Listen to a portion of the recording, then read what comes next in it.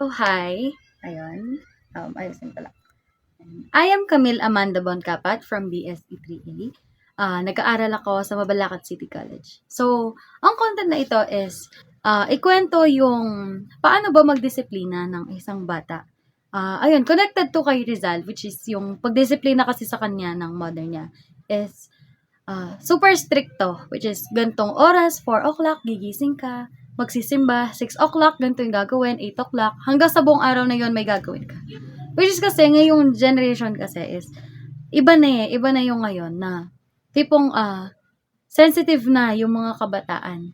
Which is, madali silang masaktan, ganyan. So, yung pagdidisiplina kasi, nung kami kami magkakapatid, si mama ko, kapag may mali kami, syempre nandun pa rin yung pagpapalo, which is, gamit lang naman yung tsinelas or sticks. Sticks, not really sticks na super na masusugatan. Syempre, nandun yung pagpapalo, ayan nga. Syempre after naman nun, kakausapin din naman kami na, sa gantong bagay, mali yan, kasi nga, ganto ganyan. Kailangan mo pa din i-explain. I-explain niya pa rin sa amin kung anong ginawa namin.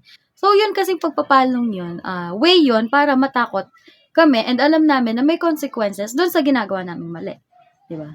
So, yung pagdidisiplina, nakadepende din yan sa parents. Meron kasing iba't ibang parenting style. Like, ayun nga, may nagmamalo, meron din na hahayaan yung bata, and which is wala naman mali doon, nasa pagpapalaki naman yan ng isang magulang na alam nila na tama yung ginagawa nila at saka alam nila na nasa tamang daan.